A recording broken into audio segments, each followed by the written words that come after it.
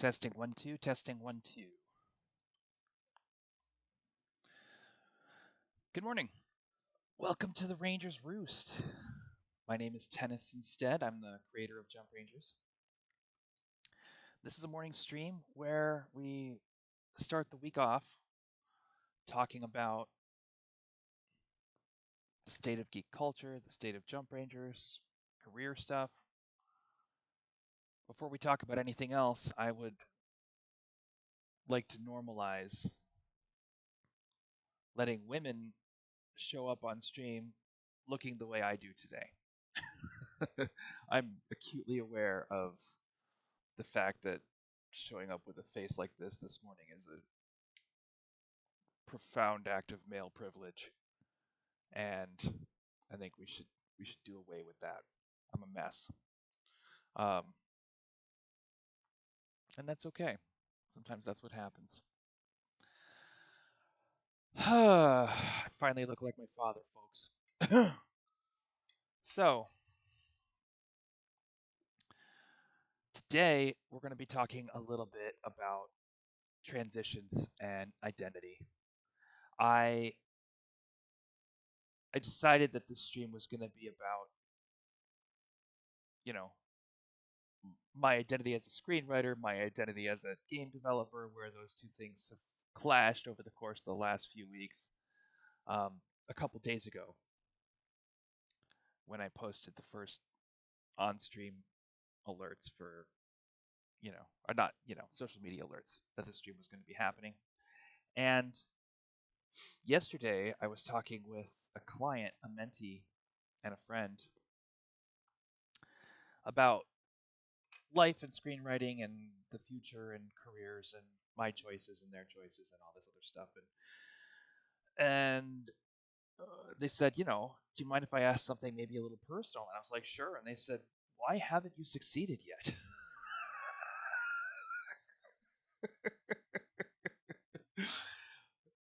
And that, it's fortunate for me that I'd already decided to make this stream about this, I guess. Um,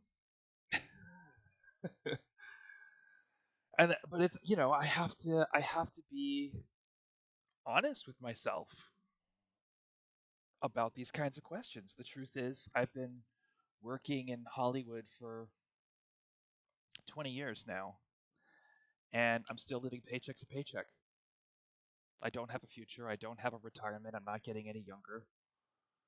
By any standard of the American dream, things are looking pretty bleak. And I've got to take a minute to look at, obviously, what that means for me, but also um, whether or not my goals are achievable and all these kinds of things. And at the same time, it's not like I haven't made progress. I have a much bigger community than I did before. I have more support than I did before. You know, I have sources of income which rely on my writing skills, which is more than some people have. And it's a good idea to weigh all these things against each other, and certainly all of these questions play a part into why Jump Rangers and why now. It's pretty easy, and at the time, when I was in this discussion, I said it's easy for me just to point to the fact that I was hit in the head with a sword and had a brain injury and couldn't really walk or speak well for 6 years. There was a lot of ableism. There was a lot of ways that impeded my career that had nothing to do with my abilities. It was more the fact that people were uncomfortable trusting a disabled person to do a good job when they could find able-bodied people. Oh, okay. Thank you, Steve. I appreciate it. That's probably a little better. I think it's just mic positioning. I need to get a new headset is what it is. So, I think at least part of the reason why I haven't quote unquote made it in my career is just the fact that I was very visibly disabled for 6 years and homeless for another 3. I think that's a huge chunk of it. And at the same time, oh, thank you. Happy Eclipse Day to you too. I appreciate that. Um, I also think there's more to it. I think that I have a tendency to do things the hard way. I think that I have the NASA stream on my other monitor. That's neat. That's very cool. Um, yeah, a lot of people are really excited for the eclipse. It's nice to see. It's uh, Steve Kane's on the stream. He's talking about the eclipse. In fact, it's happening right now, I believe. Oh, my skin is such a mess. Ippy Looney's going outside to check it out even as we speak. So, starts at 2 around here, Steve Kane says. Well, maybe it's 10:08 for us. It's not going to be the same on every part of the planet because of the curvature of the Earth. Steve Kane's got to rotate into position.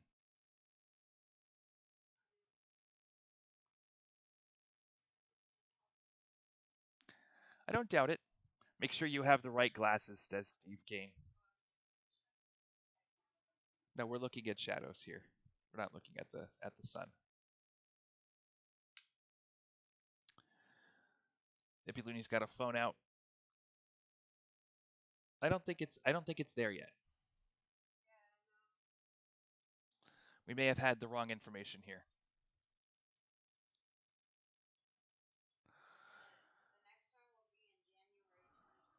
The next one is in January 2029, Ippy Looney says.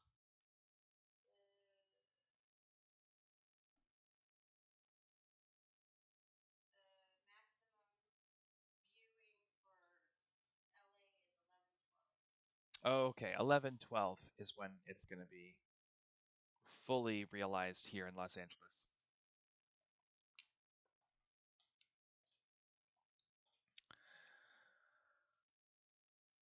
So, I don't know if you missed the first part of this little diatribe of mine, but I had a mentee and friend ask me yesterday why I haven't succeeded in my career yet.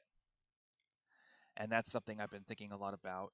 I think there's some easy, convenient rationalizations and explanations for why things have been slow for me. And at the same time, I also think it's safe to. There's two issues, really. There's two issues that I see. Apart from the disability and the subsequent homelessness, I think that um, the first problem is that I have a tendency to do things the hard way because I want them done right. I don't like.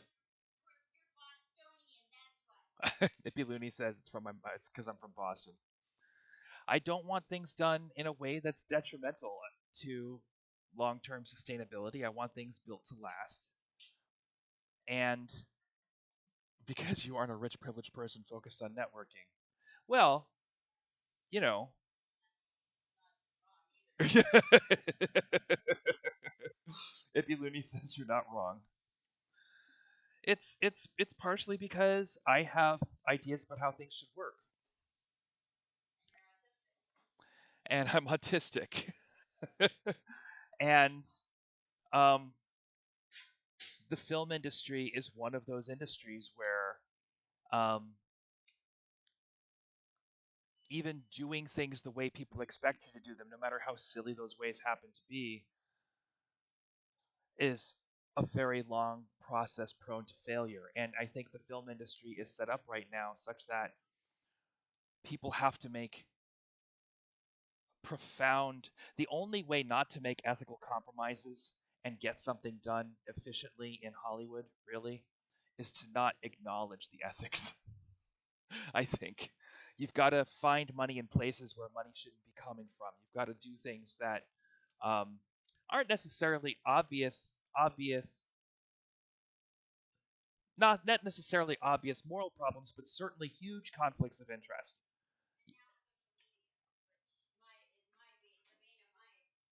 Ippy Looney says social media. which is the bane of Hippie Looney's existence. It is far from ethical, but only if you examine it. And I think there's a huge push in Hollywood not to look a gift horse in the mouth, and I think that it's easier to succeed if you embrace that philosophy as an imperative. And I think a lot of people don't grapple with a lot of the same ethics that I do because they don't consider the implications of detail. So I think that, you know, a lot of the time there's a willfulness to that. Well, yes and no. Yes and no. I don't necessarily agree with that. And I do think it's possible to succeed in Hollywood, but one of the things that I've found intriguing about the gaming industry is that, and this is kind of the difference I'm finding between this and Hollywood, is that a lot of the times in the gaming industry, the hardest way to do things is also the most accessible way. You know, independent game publishing is is a nightmare job, and it involves a lot of work that shouldn't be anywhere near as complicated as it is, and you've got to deal with platforms and all kinds of different issues that come up along the way, and huge conflicts of interest that come from the people who provide services to independent game publishers. But I also think that nobody looks strangely at an independent game publisher. And in addition, it is not only acceptable but almost expected that somebody who's working in the games industry for a larger publisher is also going to be publishing their own titles independently. If you're not working on a game, why are you even in the industry? Kind of situation. And I think that makes a lot of sense to me. I think it makes a huge amount of sense to me. And the other thing I will admit, you know, is that in film, the mentors that I've had have not been people who really understand the importance of my goals. at least at least their importance to me. Even if even if it involves a huge amount of hubris to say that my goals are important in the larger sense. You know. And I think that that's very common. It's easy to say that I've fallen in with the wrong crowd more than once, but I don't think it's that simple or true. I think that the the deeper truth is that right now in Hollywood, um, no matter where you are, no matter how independent or how institutionalized your career may be, I think that people are deeply, deeply incentivized to make profoundly unsustainable decisions and to back the unsustainable decisions of the people who have power over them. And I know that's just as true in the gaming industry. It's very easy to fall in with people who are abusers of power. Um, but I've been pretty consistent in doing that. And I think that's affected my career in some pretty profound ways. Um, Particularly because, again, I don't have a deep capacity for tolerating and supporting those systems, you know, um, without resistance. Um, and I notice them. And I know it kind of sounds like I'm painting myself as, yeah, well, it's a symptom. It's all symptomatic of larger issues. It's all symptomatic of larger issues. And the truth is, all of the problems that Hollywood is facing right now can be traced back to systemic unsustainabilities and overextensions that people who do not have a direct sense of what is sustainable in show business are trying to patch up. In other words, most of the people who come into Hollywood are coming in from other industries, even if those industries seem adjacent, even if our writers are from literature and journalism, and even if all of our management is coming from business administration of some kind, there are practices in show business that keep the industry sustainable that people are simply not aware of and wouldn't recognize if they saw them. And instead of looking for those practices, people are either trying to reinvent the wheel or they're just applying the practices from other industries that they come from. And as a result, we're consistently trying to create a stronger industry out of pieces that don't fit. And when that doesn't work, we dig even deeper into the improbable toolbox of inevitable failure to find something else. And that's true on a financial level. Most of Hollywood's financial problems are the result of that kind of overextension. Most of the allegations that Hollywood has had about funky bookkeeping and also fishy finance sources are based on that kind of overextension.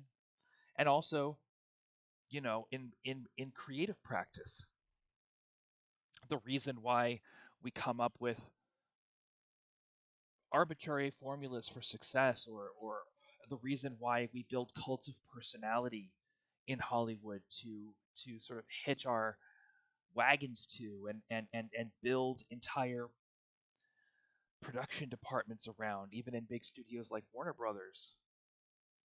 The reason why um, we gravitate towards trying to supplant screenwriters with artificial intelligence is because um, people don't necessarily know what it actually takes to put on a good show.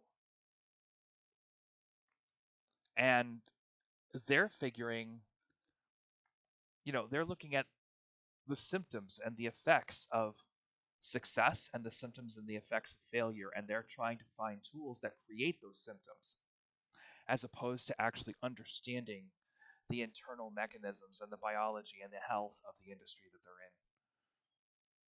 in. And, you know, making a script that's just as good for cheaper on the surface, that sounds like a great deal. And if that's what the AI companies are promising, and if you don't actually know what to look for, then I think it makes perfect sense to random executive or even the leadership of a studio to think that that's going to be successful. It makes perfect sense. It's just that once you delve into what actually the craft entails, what it takes to maintain a strong show business craft and a strong show business community, it becomes immediately obvious that it's not going to work. And I think that it also becomes pretty apparent when you educate yourself on the shortcomings of artificial intelligence, which is where a lot of our audience is coming from in their resistance to these ideas. It's not just the industry. Zaslav is a sign of the times. He's he's he's an avowed white supremacist who has business management experience and is leveraging that privilege to gain um, power over industries that don't have the wherewithal to manage themselves. He's empowering himself by claiming domain over a bunch of people who feel disempowered. And it's not hard to feel disempowered at Warner Brothers. The company's been sold once a week for the last 10 years. Nobody knows who's in charge. Everyone's getting laid off all the time. There's no continuity of management there. Nobody knows who's making decisions, you know. And and and I think they're hiring studio leadership in places like DC to create the illusion that there is that kind of leadership in place, but I'm not convinced that, you know, anybody has any actual authority there. So I don't know. I really don't. But I don't think that the problem of David Zaslav is in any way unique to the entertainment industry. I think that other industries are just as far gone. I've been watching a lot of scrape the whole tax write off loophole that they have been exploiting. Well,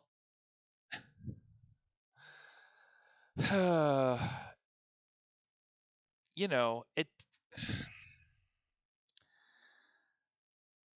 that's very easy to say. The problem that we have isn't that particular problem isn't going to get solved without the actual dissolution of the motion picture studios.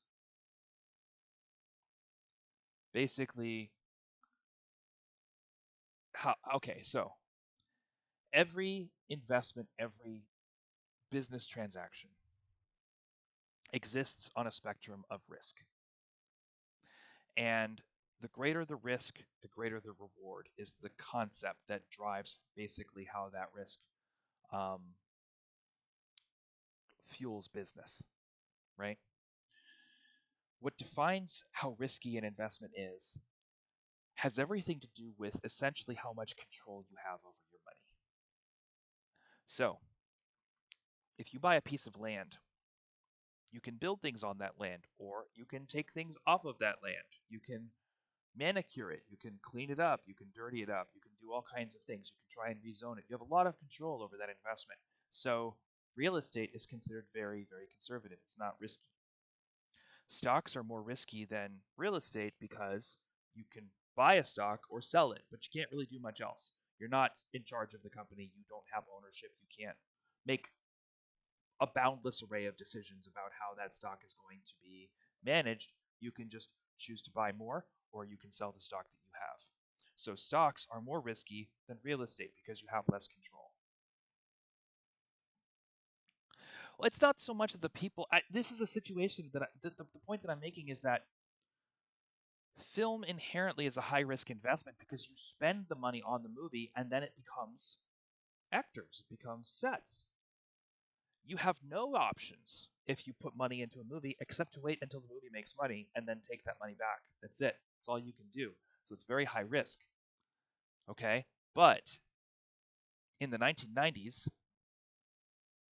and later, Hollywood has been transitioning the film industry to a more what's called bankable industry. Banks do not make risky investments. Banks make conservative investments. Banks issue loans based on things you have a lot of control over. So Hollywood has been dressing up as a conservative investment using banking tricks, which I won't go into right now, in order to have access to more money because there's more people who want to make conservative investments than risky investments, and institutions are more likely to make conservative investments than risky investments.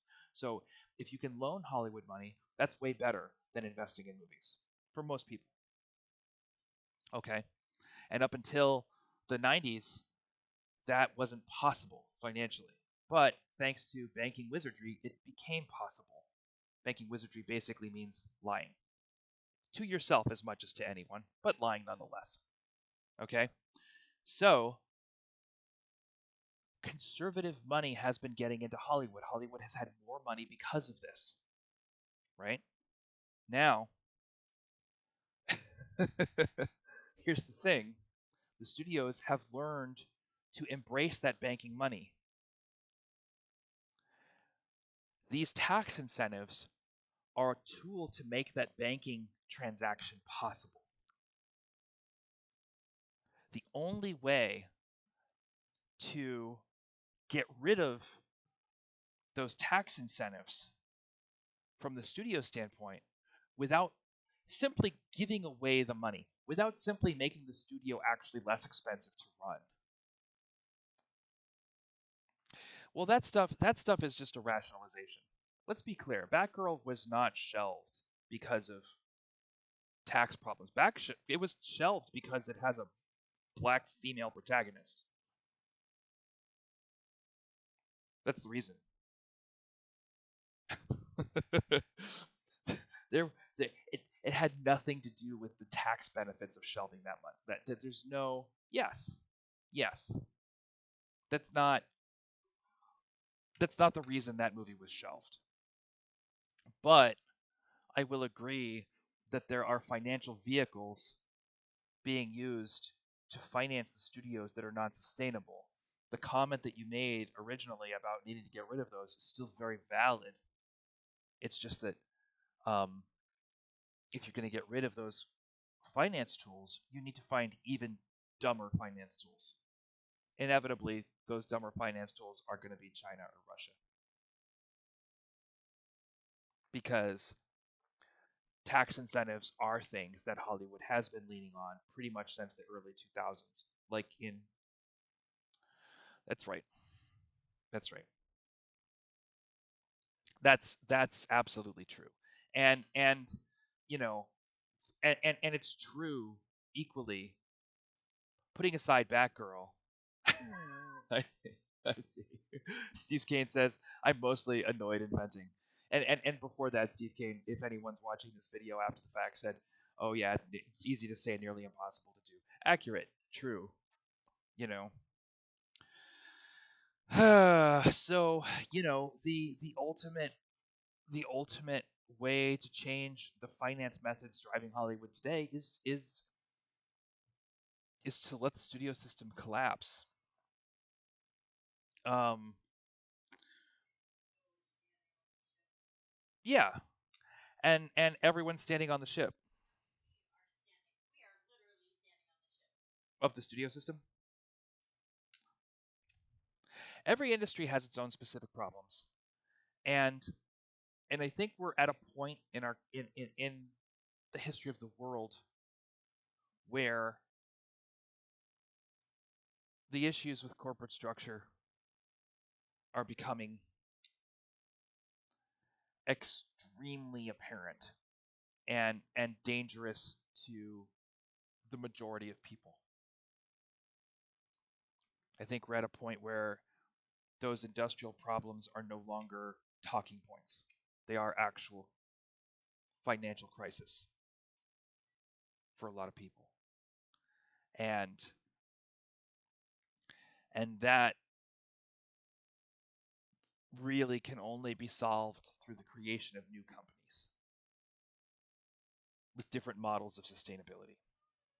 And the only way that that works, and this is where Hollywood is screwing up, in my opinion, is that um, we can't build those new, more sustainable companies using the same tools and the same financial mechanisms and the same vehicles as all the people that are mentoring us and teaching us. Yeah, it's a lot like having parents.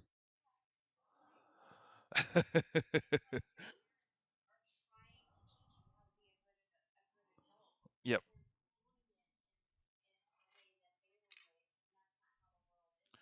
So Ippy Looney says, "Do you want to come here and say it?"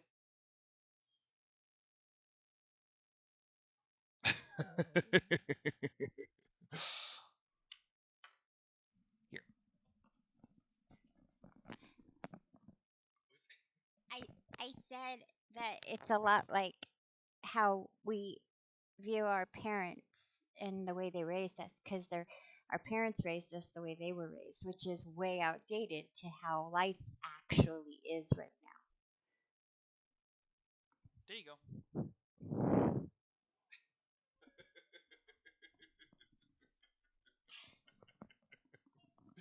Yep. It's true. It's true. And the truth is it was outdated to them too. Like what our parents don't realize is that they were leveraging systems of power that they had thrust upon them, and that they were contributing to the abuse of other people through their efforts to succeed, and they thought it was all benign because that's how they were raised. And we're at a point now where those systems of power have been rampaging for so long that there's not a lot of people who aren't under the boot. And people are starting to notice and they're starting to think, oh, well, things are so screwed up today. And it's like, no, things have always been screwed up. Things have always been screwed up. It's just that there's more people now. We all have generational trauma. Steve Kane says, be right back. I don't know. I don't know where this is all going. It'd be Looney's journaling. My face is a wreck. It's dry. It's probably just a good time for me to log off and say thank you for showing up. Thank you very much for watching. Um, I was having this talk to blame myself for my own failures, but we ended up talking about institutional problems, drama. So we'll come back when I can be more self-effacing. In the meantime, in the meantime, thank you very much for watching. The Rookies is going to be on today at 2:30 p.m. If you want to see some exciting, fun, emergent Jump Rangers gameplay, be sure to log on to twitch.tv/Jump Rangers 2:30 and come watch. We usually wind up logging on a couple minutes early, so you should come a little bit early too and say hi. In the meantime, thank you. Don't be a stranger, Ranger.